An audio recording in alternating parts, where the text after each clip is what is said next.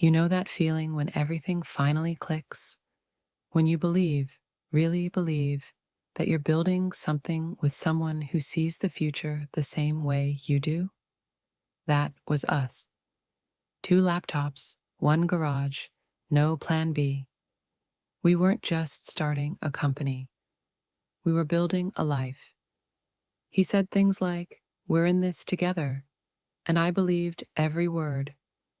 I gave up my stable job, drained my savings, even used the money my mom left me when she passed, because I thought we, were worth it. I remember working late into the night, scribbling product ideas on the backs of receipts, drinking cold coffee, laughing through the stress. Back then, I saw everything through rose-colored glass. The hustle, the hope, the heartbeat of building something real. But the thing about rose-colored glass? You can't see the cracks until everything falls apart. And looking back now, I realize something painful. I wasn't building with a partner. I was building alone, with someone standing beside me, waiting to take it all. We bootstrapped everything. There were no investors, no angel checks, just grit and my entire savings account. I remember transferring the last chunk of cash, staring at the screen as the numbers dropped to almost zero. It wasn't just money, it was safety. It was my mom's last gift to me. Gone, in a blink, for our dream. We built desks out of stacked Home Depot crates, wrote code on borrowed laptops, pitched to schools that barely opened our emails. I worked 12-hour days, then 14. My fingers ached from typing. My eyes stung from screen light. But we kept going. He had charm, knew how to smile in meetings, shake hands, talk vision. I stayed up rewriting pitch decks and fixing bugs that broke 5 minutes before demos. I told myself, this is just the grind phase. Every startup has it, but slowly things started to shift. He spent more time networking, late dinners that didn't include me. I noticed how Emily, our so-called helper, was suddenly everywhere, reviewing strategy slides, whispering in corners, smiling just a little too much when I walked in. I didn't say anything. I thought, no, don't be that woman. Don't be insecure. Because that's what we're taught, right? That successful women don't question. They trust. So I buried it, pushed harder, drank more coffee, slept less. I thought if I worked hard enough, I could build something so strong it couldn't be broken. I had no idea I was laying the foundation for someone else's escape plan. She wasn't just my best friend. She was like a sister. Emily had seen me at my worst, through breakups, funerals, and late-night anxiety attacks. She held my hand at my mom's funeral, whispered promises of forever friendship, and I believed her completely. So when she offered to help at our startup, I thought, why not? Who better than someone I trust most? At first, it seemed perfect. She answered emails, helped polish pitch decks, stayed late with him strategizing next steps. They made a good team, maybe a bit too good. I remember one night clearly. It was late, probably around midnight. I was still working, exhausted, rubbing the bridge of my nose, when I heard laughter from downstairs, soft, easy laughter, the kind you share with someone when nobody else is watching. My stomach tightened, but I told myself it was nothing.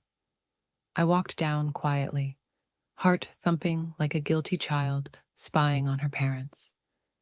Through the open door, I saw them standing too close, eyes bright with some private joke. She caught sight of me first, smiled warmly, and stepped back casually, perfectly composed. You should rest, she said softly, eyes reassuring. We'll finish this up. I hesitated, something sharp and uneasy twisting inside me. But then he glanced up, smiled, and reached for my hand. Yeah, Don't worry. It's just Emily. She's helping." And just like that, I swallowed my instincts once again, smiling back weakly, forcing myself to trust.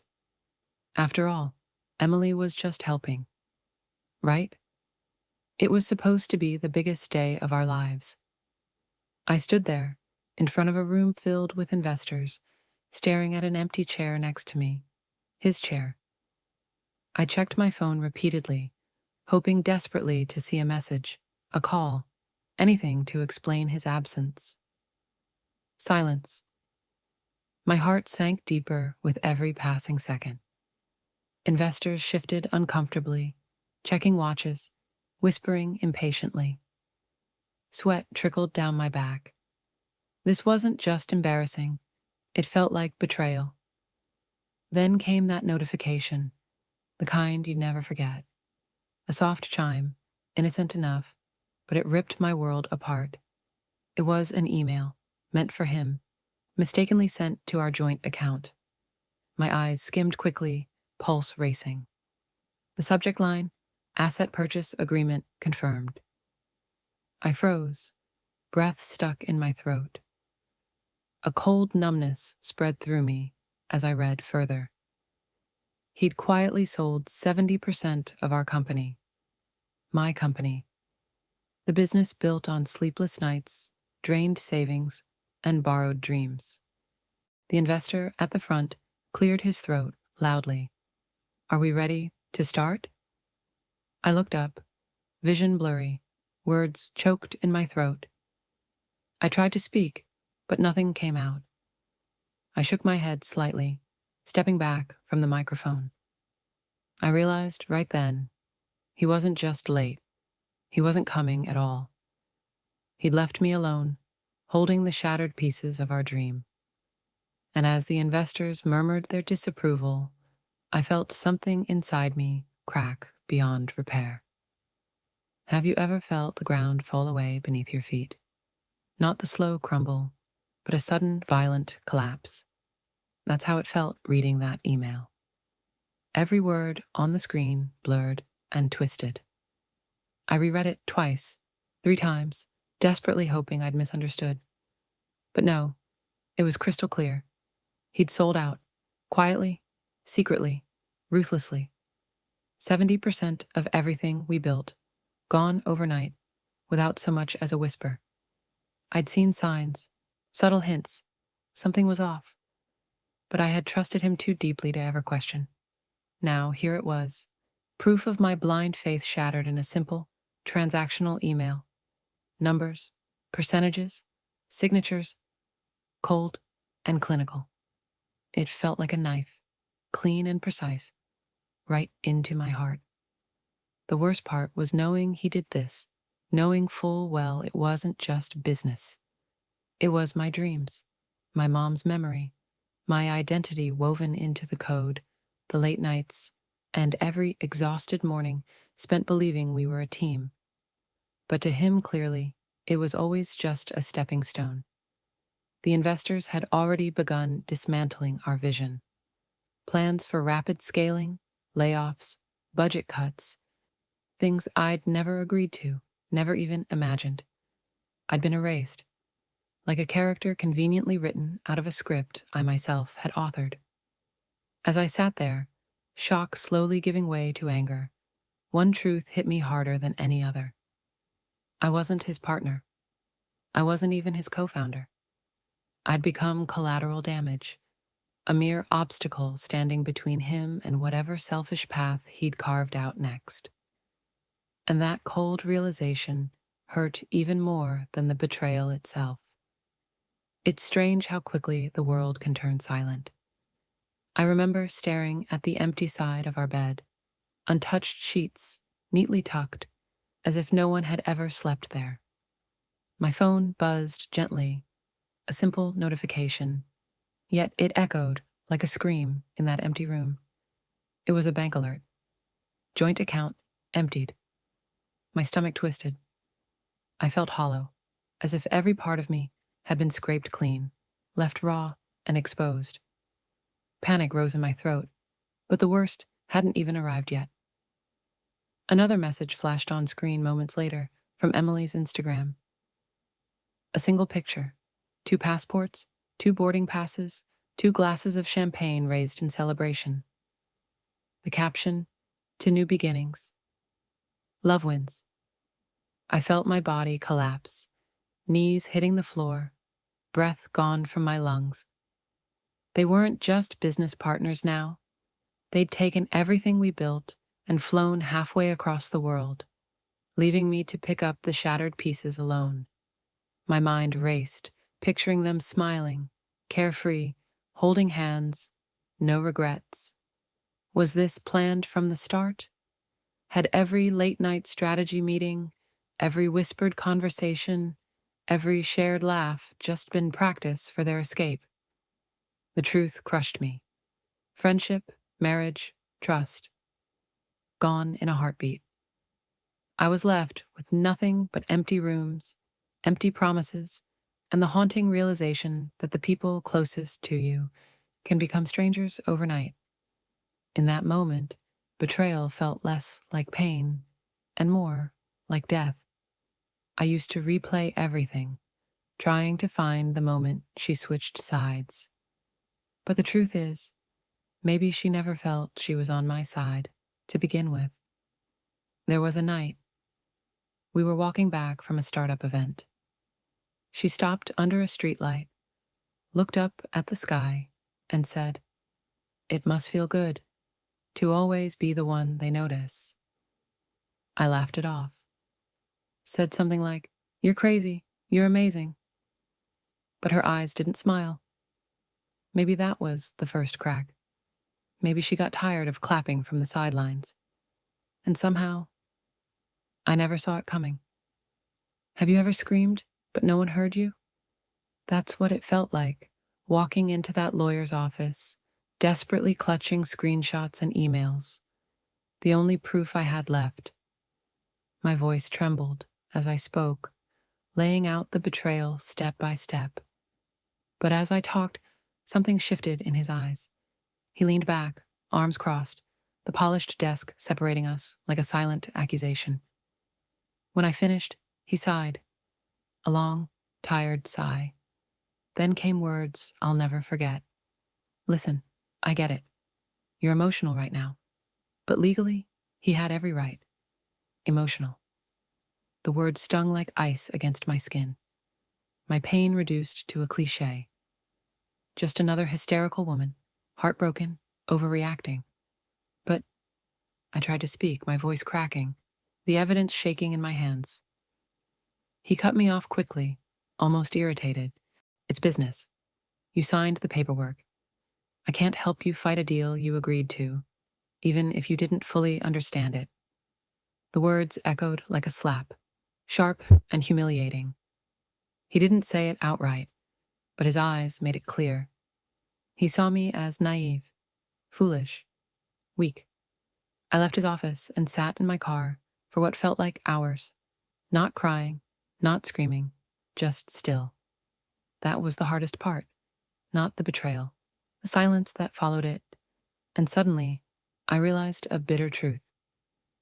In their eyes, I wasn't a co-founder or a victim. I was simply the wife.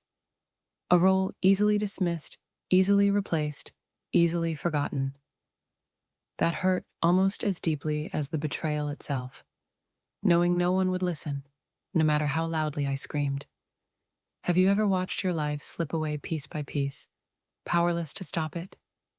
I stood in the driveway, staring up at the home I thought would be mine forever. But now, red letters screamed from the foreclosure notice, taped to the front door, stark, humiliating proof of how quickly everything had unraveled. Inside, the silence was deafening. Each step echoed loudly through empty rooms stripped bare, furniture gone, memories boxed up, my entire history packed hastily into cardboard crates stacked by the curbside. Every notification on my phone felt like another gut punch. Credit card cancellations, frozen accounts, insurance lapsing overnight. They say your life can change in an instant. No one mentions the slow, grinding humiliation afterward. Friends I had trusted quietly disappeared. Texts left unread. Calls unanswered. People don't stay close to someone who reminds them how fragile their own lives might be. One by one, the lights of my world turned off. The power cut. Gas disconnected. Utilities I'd taken for granted became luxuries out of reach. Soon, I was reduced to counting coins in the cup holder of my car, wondering how many dollars were left before even that disappeared. And as I locked the door behind me one last time, tears burned down my cheeks. Not from sadness, but pure disbelief. I had built something from nothing, believed so deeply in the American dream, poured my soul into an idea, only to be left with nothing but shame and unpaid bills. This wasn't just financial ruin. It was losing myself, my worth, my dignity. Standing alone in the driveway, I understood one cruel truth. Sometimes the hardest thing about losing everything is realizing no one cared enough to notice it was gone. You know, money is replaceable, houses can be rebuilt, businesses can rise again. But some things, some losses, cut deeper than anyone else can see. My mom had spent years quietly saving. It wasn't much, just enough tucked away each month in an envelope, hidden deep in her bedside drawer. She always said, "This isn't money, sweetheart. It's possibility. It's your future." I promised myself I'd never touch it unless I truly believed it could change everything. And I believed, with every fiber of my being, that building this dream was exactly what she'd wanted for me. Now, standing alone in an empty driveway, I felt like I'd betrayed her trust, her memory, her hopes for me. It wasn't losing the company that hurt most. It was losing that last precious piece of her, and knowing I'd never get it back. Have you ever felt so empty that even breathing hurts? After losing everything, days began to blur together. Curtains drawn, darkness spilling softly through my apartment. I sat motionless on the sofa, watching dust dance slowly in shafts of afternoon sunlight. Too numb to move, too drained to cry. Food lost its flavor. Sleep became impossible. Friends stopped texting after the fifth unanswered message. I'd become a ghost, haunting the remnants of my own life, a shadow hidden behind closed doors. The reflection in the mirror no longer felt familiar. Eyes dull, dark circles deepening. Someone I barely recognized staring back at me. Sometimes, late at night, I'd scroll through social media, torturing myself with images of their perfect, sunlit life abroad. Carefree smiles, crystal clear beaches, a life built on betrayal. Each photo cut deeper than the last, a reminder that they were thriving while I sank deeper into nothingness. I kept asking myself, what now? How do you rebuild when your foundation has been ripped out from under you? But answers never came, just silence echoing endlessly inside my head. People say you find strength at rock bottom. But what if rock bottom isn't solid ground at all? What if it's quicksand, pulling you slowly, quietly under, until you can't even remember how it feels to hope? In that darkness, I learned the hardest truth of all. Sometimes surviving doesn't mean rising. It just means finding a reason to breathe another day. Sometimes life changes in a single moment. Unexpected, subtle, hidden within something as simple as a forgotten drawer. On another sleepless night, feeling too restless to stay still, I began sorting through boxes stacked in the corner of my darkened room. Each one was filled with pieces of a life now lost.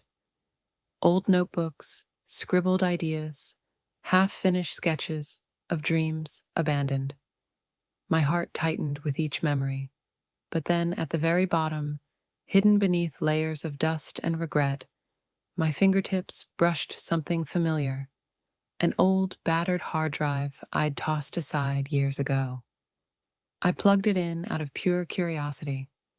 The screen flickered gently, and there it was, my very first piece of software. The code I'd spent months perfecting back when everything was still just an ambitious student's dream. Before the startup, before him, before the chaos and betrayal. I scrolled through lines of code, feeling a sudden warmth spread through my chest. This wasn't just nostalgia. It was a spark, a tiny ember flickering back to life. This code, my code, had never belonged to our company. It wasn't tied up in contracts or ruined by investors. It was still mine, untouched, pure. My mind raced with possibilities. Could I start again? Was it insane to even think about rebuilding everything from scratch? Completely alone this time. Yet something inside whispered louder than fear. For the first time since everything had fallen apart, I felt hope. A fragile, quiet, stubborn hope. Because in that simple, old hard drive lay more than forgotten software. It held a truth I desperately needed to remember. I had built it alone once before. Maybe, just maybe, I could do it again. Sometimes, life throws you a lifeline right when you think you're drowning. It was late, the clock blinking 1:47 a.m. as my phone buzzed softly. I almost ignored it. Probably another bill collector or automated reminder. But curiosity won out, and I opened the email. The subject line simply read, "I remember you." My heart skipped a beat as I scanned the sender's name.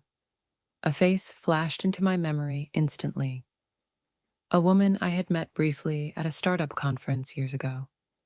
Someone who, like me, had quietly been pushed aside in her own company. Someone who knew exactly how betrayal tasted. The message was short but powerful. I heard about what happened. I've been there too. It's awful and unfair, and no one understands until they've felt it. But here's the thing. We're stronger than the people who tried to break us. If you're open to it, I'd love to talk. Tears filled my eyes as I read those words again. Someone believed me. Someone understood. For months, I had felt isolated, unheard, like I was shouting into a void. But suddenly, I wasn't alone. In the darkness of my tiny apartment, surrounded by reminders of loss, her simple message felt like sunlight breaking through storm clouds, gentle, warm, and full of promise. Maybe my story wasn't over yet. Maybe, just maybe, there was still a way forward. And for the first time in months, I let myself imagine a future that wasn't filled with emptiness, but with possibility.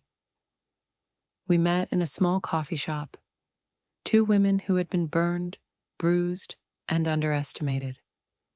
No headlines, no boardroom, just two survivors trading stories between sips of lukewarm cappuccino. She didn't ask what happened. She already knew. The details may have been different, but the betrayal, the dismissal, the way people erased you while smiling politely, she'd lived it too. So when she said, "You have something real," I believed her. She looked me dead in the eyes and added, "We don't need his name. We don't need any of them. Let's build something they can't steal." And something shifted inside me. For so long, I thought his approval, his title, his presence was what gave our company weight. But in that moment, I realized he had needed me, not the other way around. He'd stood on my work, my vision, my drive, and claimed it as his own. Not anymore.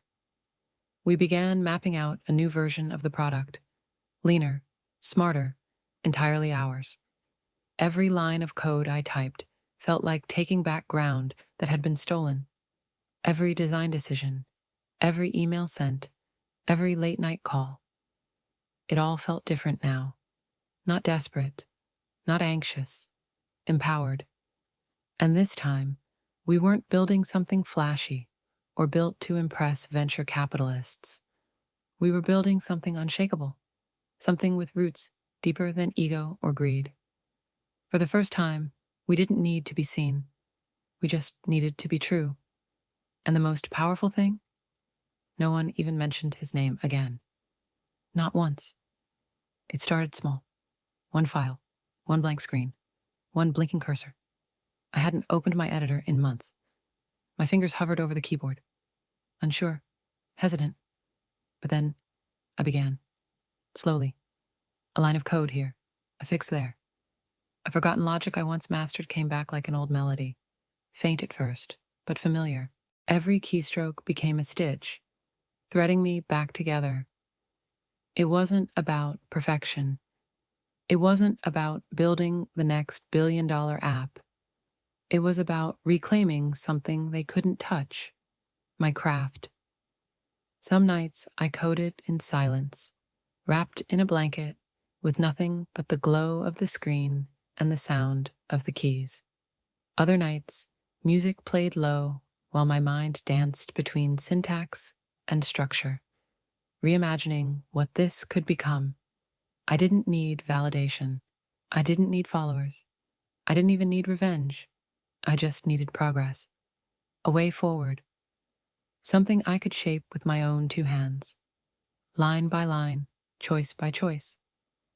And maybe that's how you heal. Not all at once. Not with dramatic turns or grand moments, but quietly, patiently, one line of code at a time. There's a moment creators live for. It's not applause or headlines or viral posts. It's when something you built, really built, starts to speak for itself. We launched softly, no press releases, no flashy ads, just a few quiet emails to people who still believed in the work and waited. At first, I checked the dashboard constantly, refreshing like a nervous heartbeat. One school signed up, then 3, then 7. No buzz, no drama, just real people using what we made and finding value in it. And suddenly, it was like something shifted in the wind. One school reached out. "We've been looking for something like this for years," they said. Another asked if they could recommend it to a district partner. Then a blog post popped up. Then an article. Then a phone call from someone asking, "Who built this?" And the answer was simple. We did. 2 women, once broken, once counted out, now quietly proving what was true all along. I didn't have to defend myself anymore. I didn't have to chase validation. The product was the proof. It carried the weight of every sleepless night, every tear-streaked keyboard, every silent moment of doubt, turned into something functional, beautiful, and undeniable. People started to notice, but more importantly, they started to believe. Because when you pour everything you are into something real, you don't need to scream to be heard. Sometimes your work whispers, and the world listens. It came in like a ghost from a past I thought I'd buried. A message, short, hesitant, from her. "Hey, I know it's been a while. I heard about your new platform. It's incredible. Look, we're going through some legal stuff right now, and I was wondering if you might be open to a quick call. We could really use your help." I stared at the screen, not even angry, just still. A year ago, those words might have shattered me. I would have clung to them, desperate for validation, for closure. But now I had peace, purpose, momentum. I didn't need apologies. I didn't need explanations. I didn't even need revenge.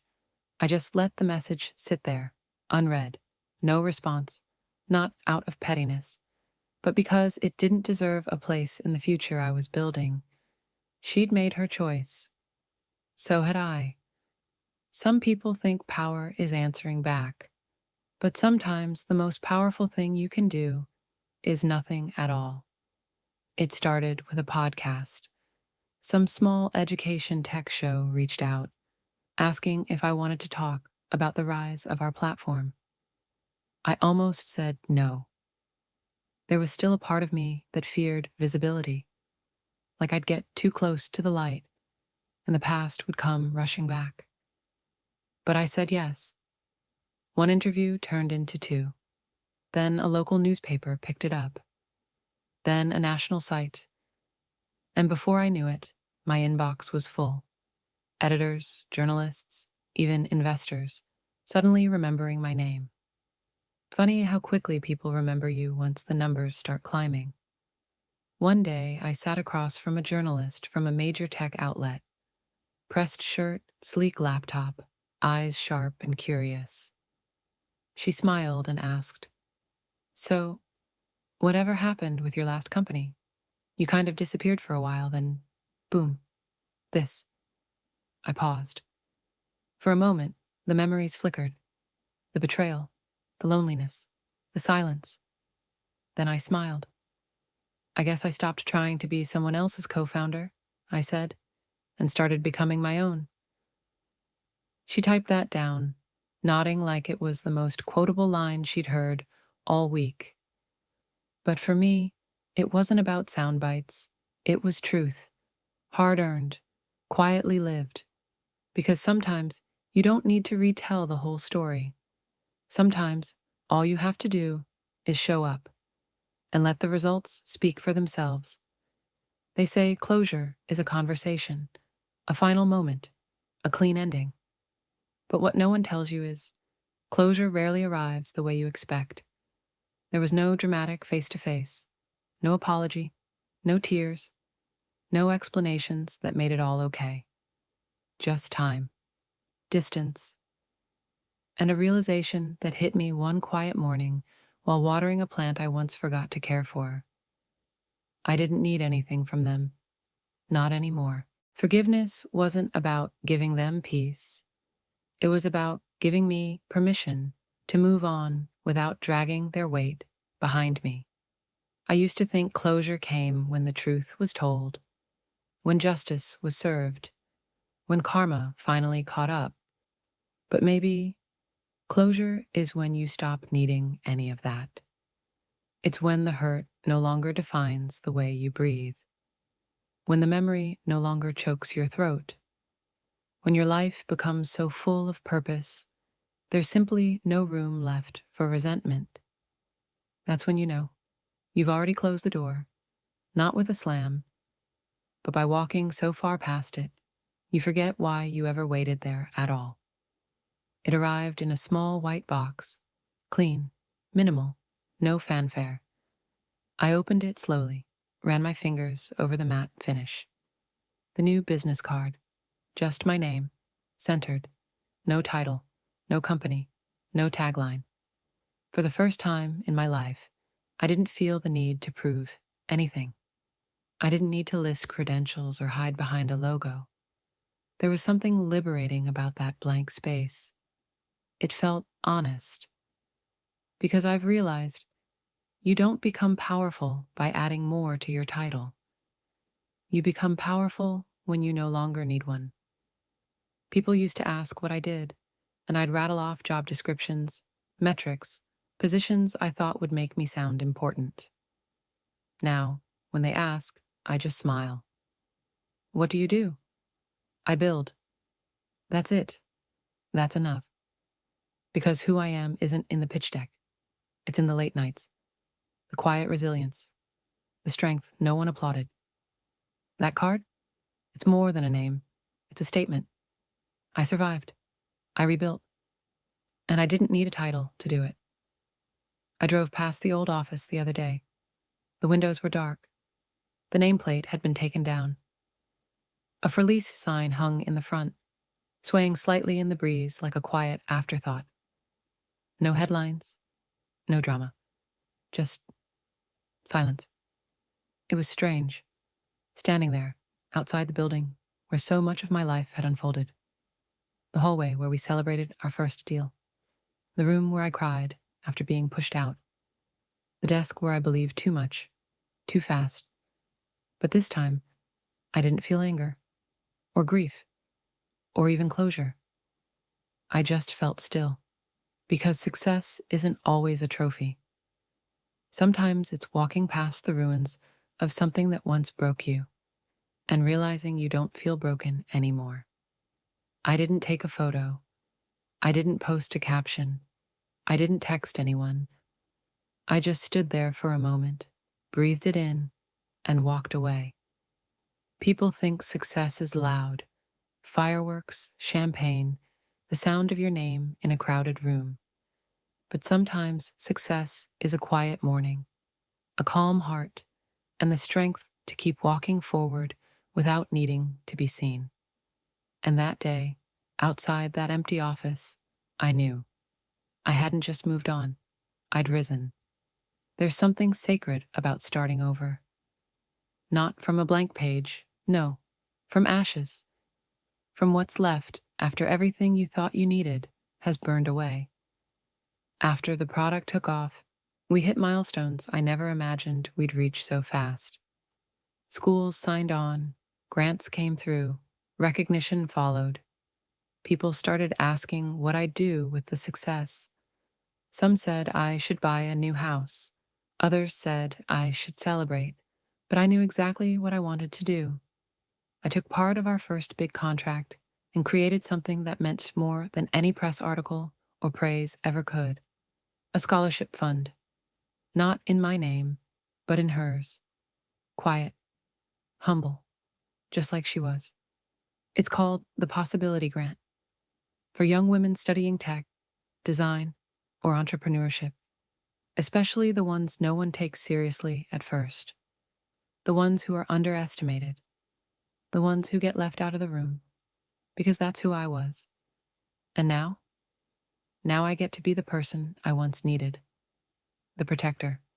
The believer. The one who says, I see you, and I know exactly how strong you are. I didn't rebuild on top of what they took from me. I rebuilt because of it. I used the pain, the betrayal, the silence. I turned every broken piece into something meaningful, something that can't be bought, sold, or stolen. And every time I get an email from a girl who says, this grant helped me keep going, I smile. Because that's what rising looks like. Not revenge, not noise, just legacy. If you're watching this, and you're building something, quietly, in the background, without applause or recognition, I see you. If you're staying up late after a full-time job to work on your dream, if you're coding with one hand while rocking a baby with the other, if you're holding your breath in meetings, trying to speak a little louder, a little clearer, just to be heard, I see you. You're not weak for being underestimated. You're not behind because you're not loud. You're not invisible just because no one claps when you win in private. You are the work. You are the backbone. You are the storm behind the stillness. I used to think success belonged to the boldest voice in the room. Now I know. It belongs to the one who kept showing up when no one was looking. So if no one's told you lately, you're doing enough. You are enough. And what you're building matters. Keep writing, keep designing, keep dreaming, keep coding. Even if your hands are shaking, even if your voice cracks, even if no one's watching yet. Because the day will come when the world finally sees what you've known all along. That quiet doesn't mean small. And building in silence doesn't mean you're not about to shake the ground. If this story spoke to you, even just a little, don't leave without saying something. Maybe you've been through something similar. Maybe you're still in it. Or maybe you're just afraid to start because the mountain feels too high, the silence too heavy. You're not alone. Drop a comment below. Share your story, your wins, your heartbreak, or even just a single word. Still standing. Let it be a signal to every other woman scrolling in silence that they're not the only one. And if this message made you feel seen, hit that like button. Subscribe for more stories like this, real ones, raw ones, the kind that don't always have a clean ending, but always, always have truth. Because this space, it's not just content, it's a mirror, it's a window, it's a hand reaching out saying, hey, I've been there too. And sometimes that's all we need to keep going.